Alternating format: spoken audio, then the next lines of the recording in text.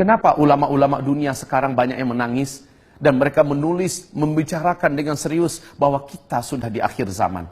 Mari kita lihat pada fakta yang lain. Kaum muslimin, Nabi mengatakan, umat beriman di bumi ini hanya ada 5 fase. Fase pertama adalah fase kenabian, aku yang memimpin mereka. Fase ini berakhir dengan wafatnya Nabi Muhammad. Yang kedua adalah fase di mana para khalifah yang memimpin selama 30 tahun. Dan itu berakhir dengan wafatnya Khalifah Ali bin Abi Thalib. Fase yang ketiga, khalifah-khalifah yang menggunakan sistem kerajaan. Di dalamnya ada 3 dinasti. Dinasti Bani Amawiyyah, dinasti Bani Abbasiyah, dan dinasti Bani Utsmani. Dinasti ini telah berakhir pada tanggal 3 Maret 1924. Runtuhnya khilafah Islamiyah Al-Utsmani di Turki. Akhir fase ketiga. Kita masuk fase keempat, yaitu fase umat Islam tidak dipimpin oleh seorang khalifah pun. Tidak ada kekhalifahan di muka bumi. Inilah fase kita sekarang. Pada fase ini Nabi mengatakan Islam jadi pecundang. Kaum muslimin jadi bulan-bulanan. Mereka banyak tapi tidak berharga, tidak dinilai, dan betul-betul dalam keadaan ketertekanan dan luar biasa. Kondisi manusia yang hidup saat itu, hari demi harinya lebih buruk daripada hari sebelumnya. Dalam urusan ekonomi, dalam urusan politik, dalam urusan pendidikan, dalam urusan moral, dalam urusan keadaan alam. Apa saja keadaan makin ke depan itu makin jelek. Ini pada fase keempat. Fase ini pasti berakhir, kata Nabi. Yaitu dunia akan kembali dipimpin oleh khilafah Islamiyah. Dan CIA, Intelijen Amerika Serikat di New York Times telah menyatakan dan merilis pernyataan resmi. Menurut angka-angka hitungan mereka, dunia masa depan akan kembali dipimpin oleh khilafah Islamiyah di tahun 2020. Menurut KGB Rusia masih di New York Times, puncak-puncak khilafah Islamiyah di masa depan itu adalah tahun 2025. Artinya fase kelima sudah sangat dekat. Dan kaum muslimin, kelima fase ini akan ditutup dengan ditutupnya fase khilafah Islamiyah memimpin dunia. Tapi kata Rasul, tidak lama. Fase kelima hanya berjalan maksimal 9 tahun saja. Bukan 900 tahun. Bukan 90 tahun, hanya 9 tahun saja. Fase ini dipaksa, ditutup oleh Allah dengan cara seluruh orang Islam dan orang yang beriman kepada Allah di muka bumi serentak meninggal dunia. Kenapa? Terjadinya tanda besar kiamat yang ketujuh. Pada tanda besar kiamat yang ketujuh, seluruh orang yang beriman di bumi serentak Allah wafatkan. Bertiupnya angin lembut dari negeri timur atau dari Yaman, angin ini segera membungkus bumi. Orang yang beriman, dimanapun dia berada, apakah dia ada di puncak gunung, di dalam gua, di lembah-lembah, di pulau, di mana saja, asal dia masih ada iman kepada Allah, walaupun imannya hanya seujung kuku, angin itu akan datang kepadanya. Ketika dia disentuh oleh angin itu, terhirup oleh dia angin tersebut, dia pun meninggal di sana. Serentak seluruh orang beriman di muka bumi meninggal dunia. Kaum muslimin, ini Allah ceritakan di dalam Al-Quran. Nabi sebutkan dalam hadis-hadis yang sahih. Nah, hamba-hamba Allah yang kami muliakan, Bapak Ibu tahu berapa lama sebenarnya 5 fase ini? Subhanallah. Di dalam hadis dari Abu Daud, sekalipun hadis ini didhaifkan, bahkan ada yang statusnya dhaif jiddan, tetapi status hadis ini telah dikuatkan menjadi hasan li ghairih, bahwa Nabi mengatakan 5 fase ini di sisi Allah hanya 1500 tahun paling lama. 1500 tahun itu hitungan hijriah, dan kita sekarang sudah 1437 hijriah. Hijriah itu dihitung sejak Nabi hijrah dari Mekah ke Madinah. Sementara menghitung umur umat Nabi atau umat Islam di bumi ini sejak Nabi diutus sebagai Nabi dan Rasul. Sampai wafat serentak umat Islam di dunia, barulah 1500. Kalau sekarang 1437, 13 tahun belum terhitung di Mekahnya Nabi, ditambahkan ke 1437. Berarti sekarang sudah 1450 kita orang Islam di bumi ini hidup. Maknanya di hadapan kita, wahai hamba-hamba Allah yang kami muliakan, di hadapan kita untuk orang Islam hanya tersisa paling lama 50 tahun lagi. Lalu kita semua akan Allah wafatkan serentak. Siap nggak siap kita, terima nggak terima kita, Allah telah menetapkan sebagai penguasa absolut di langit dan di bumi. Bapak mungkin tercengang mendengarkan ini. Bapak mungkin kaget mendengarkan ini. Tetapi sungguh demi Allah, risalah yang saya sampaikan ini telah sampai ke Arab Saudi, telah sampai ke Amerika. Insya Allah dengan izin Allah di New York, tak lama lagi saya akan diundang menyampaikan materi ini. Di Australia saya telah menyampaikan materi ini. Kita sudah sangat dekat dengan akhir zaman. Hamba-hamba Allah yang kami muliakan. Yang paling mengejutkan adalah Nabi menyebutkan ada 10 tanda besar kiamat. 10 tanda besar kiamat ini tidak akan terjadi kiamat sampai yang 10 ini muncul seluruhnya. Dan yang 10 ini harazatun manzumatun fi silk.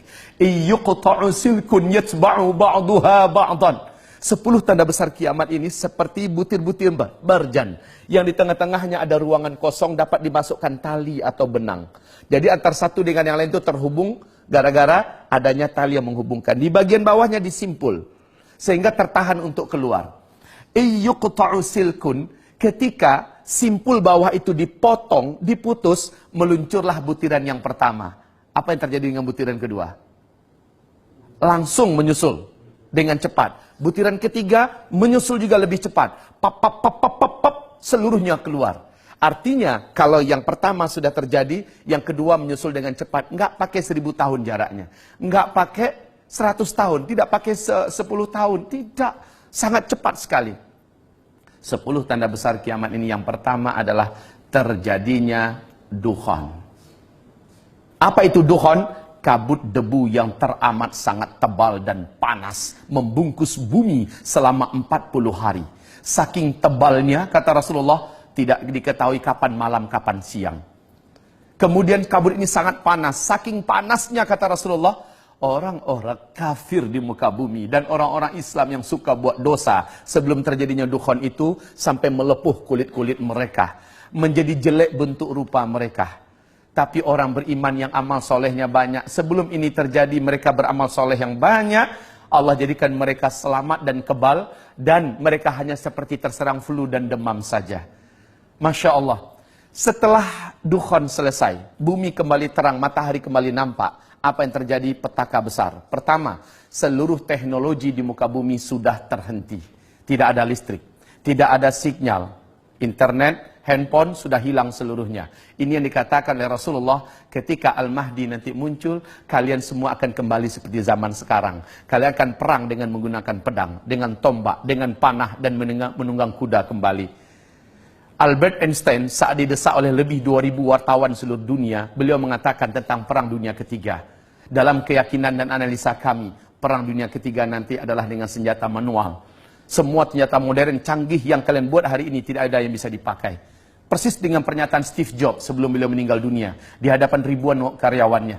Pernyataan Steve Jobs adalah, setelah saya nanti, tak lama kemudian kalian semua akan kembali ke zaman batu.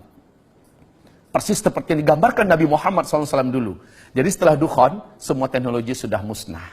Kita kembali ke zaman di mana kita dipaksa untuk hidup secara manual. Dan ini yang sangat menakutkan, Pak. Kenapa? Berikutnya, gara-gara dukhan, seluruh yang ada di muka bumi ini, tanam-tanaman, tumbuh-tumbuhan, pada banyak yang mati. Kelaparan merata di mana-mana. Gara-gara lapar, kata Rasul, banyak chaos dan keributan. Kekacauan demi kekacauan, memperebutkan makanan sampai membunuh tetangga pun terjadi. Dan ini akibat daripada sulitnya dan langkanya makanan. Iklim udara menjadi sangat panas. Setelah itu manusia mulai putus asa hidup. Sampai-sampai orang yang paling kuat imannya, kata Nabi, kalau lewat dekat kuburan dia berkata, alangkah enaknya orang yang dalam kuburan itu kalaulah saya bisa ditinggal di dalam seperti mereka. Ini orang beriman loh ngomong. Sementara orang yang tidak beriman, mereka akan putus asa hidup. Mereka hanya memilih salah satu di antara dua cara. Menjadi brutal untuk mempertahankan hidup, atau bunuh diri, mengakhiri hidup. Setelah itu, Masya Allah, waktu azan masuk, Bapak Ibu, silakan berbuka. Air sudah ada di hidangan Bapak-Bapak. Semoga Allah menerima amal ibadah puasa kita. Sambil Bapak berbuka, izinkan saya 5 menit lagi, boleh? Silakan Bapak berbuka. Semoga Allah terima amal ibadah puasanya. Saya lanjutkan sedikit, Bapak Ibu. Kemudian kata Nabi, setelah itu keluarlah Dajjal. Tidak seorang Nabi pun dan Rasul pun yang ada di muka bumi ini, terima kasih, melainkan memperingatkan umatnya masing-masing tentang Dajjal. Dajjal ini memiliki kemampuan yang menyebabkan seluruh dukun dan dunia sujud kepadanya. Dajjal ini mampu menurunkan hujan dari langit, menghidupkan semua orang yang ada di dalam kuburan, padahal seluruh mereka yang hidup itu adalah dari bangsa jin dan setan yang menjelma dari orang-orang yang dulu pernah hidup. Dajjal ini akan menyebabkan manusia-manusia menguap imannya dan mereka menjadi murtad kepada Allah. Bapak Ibu, Dajjal mengaku sebagai Tuhan dan banyak yang percaya. Banyak yang sujud menyembah Dajjal. Dan yang paling banyak menyembah Dajjal, kata Rasulullah, dari umatku nanti adalah kaum wanita. Sementara tanda-tanda Dajjal akan keluar di dalam hadis Sahih Muslim ada dua. Yang pertama, apabila pohon-pohon di kebun kurma Baisan sudah tidak berbuah. Bapak tahu perkembangan sekarang? Pohon-pohon kebun kurma Baisan itu letaknya di Yordania dekat perbatasan dengan Palestina. Sekarang sudah masuk tahun ke-6 tidak berbuah 100%. Sudah tidak berbuah 100%. Bahkan batang-batang pohon ini cenderung mati sekarang, Pak. Yang kedua, dalam hadis Sahih Muslim, apabila Danau Tiberias yang sekarang adalah pusat sumber air utama bangsa Yahudi di Israel, ya, apabila Danau Tiberias menyusut airnya dan berkurang terus. Ketahuilah Bapak-bapak yang kami muliakan, sejak tahun 2003 sampai 2013, Danau Tiberias yang dalamnya dari permukaan sampai dasar itu hanya 45 meter, telah susut 16 meter. Pemerintah Israel sangat-sangat ketakutan hari ini. Sehingga di TV resmi mereka, masih ada di YouTube itu, mereka umumkan ketakutan mereka tidak bisa dibuat-buat. Apalagi akhir 2015, Danau Tiberias, bagian dasar yang paling menonjol dari dasar Danau Tiberias itu sudah nampak kayak pulau-pulau kecil, Pak, di atas permukaan danau. Artinya apa? Semakin susut. Dan ini adalah pertanda besar Dajjal akan keluar. Tidak ada satupun manusia di muka bumi yang sanggup mempertahankan imannya jika ia berjumpa dengan Dajjal. Rasulullah bersabda, tidak ada satu kota pun di muka bumi ini melainkan Dajjal akan masuk ke dalamnya. Hanya Mekah dan Madinah yang Dajjal tak mampu masuk. Baik fisiknya ataupun kesaktian kemampuannya tidak bisa menembus Mekah, Madinah. Kita yang ada di Jakarta, kita yang ada di Indonesia, tidak lama lagi akan menyaksikan banyak para ulama yang menangis dan berkata, hadza zamanu khurujid Dajjal. Inilah zaman di mana Dajjal itu akan keluar. Inilah zaman di mana Dajjal itu akan keluar. Ya Allah, kalaulah kita tidak jaga diri kita dan iman kita benar-benar, kalaulah tidak jaga keluarga kita, pasti kita akan termasuk orang yang tidak mampu selamat. Pasti kita termasuk orang yang akan menjadi penyembah Dajjal. Na'udzubillah. Saya sampaikan ini kepada Bapak dan Ibu dengan sangat super cepat, Bapak Ibu yang kami muliakan. Saya sampaikan ini bukan untuk membuat Bapak jadi apatis menghadapi hidup ke depan, tidak. Saya sampaikan ini malah buat semangat hidup. Seperti sahabat-sahabat Nabi ketika diuraikan tentang akhir zaman, mereka mengatakan ini akan terjadi di zaman kami. Lalu dampak yang terjadi apa? Mereka bersemangat memanfaatkan umur yang ada untuk mencari bagaimana timbangan amal mereka menjadi berat di sisi Allah. Mereka bekerja dengan amanah. Mereka betul-betul maksimal menggunakan waktu mereka menjadi manusia-manusia yang paling terbaik. Bila datang panggilan azan, mereka tidak mau lagi menunda waktu untuk melaksanakan sholat. Sujud di hadapan Allah, menangis lama-lama. Mereka maksimal berjuang. Bapak Ibu, Bapak adalah pejuang yang luar biasa. Penyelamat dan pembela negeri. Tetapi Bapak adalah calon-calon mayat. Persis seperti orang-orang terdahulu. Mereka telah berbungkus kain kapan dan telah dilarikan ke dalam tanah, kembali ke asalnya. Lalu apa yang kita punya? Pangkat jabatan kita tidak berguna. Saat itu yang berguna adalah iman yang kita miliki. Amal yang kita sudah buat. Hanya itu. Ini akhir zaman. Tidak pun karena akhir zaman kita juga akan di stop oleh Allah dari kehidupan ini. Dan ini adalah sunnatullah. Wahai hamba Allah, ini Ramadan. Anggaplah ini Ramadan terakhir kita. Boleh jadi kita ke depan sudah ada di alam yang lain, ya kan? Kita tidak tahu rahasia apa yang akan Allah sembunyikan untuk diri kita. Yang pasti masa depan sudah semakin gelap. Tetapi kita masih hidup sekarang. Selagi masih hidup, maksimallah berbuat. Maksimallah berbuat. Jadilah manusia-manusia terbaik yang akhirnya dapat dibanggakan di bumi, dapat dibanggakan di langit, di dunia bahagia, di akhirat di dalam surga. Amin ya rabbal alamin. Mari kita berdoa, kita harap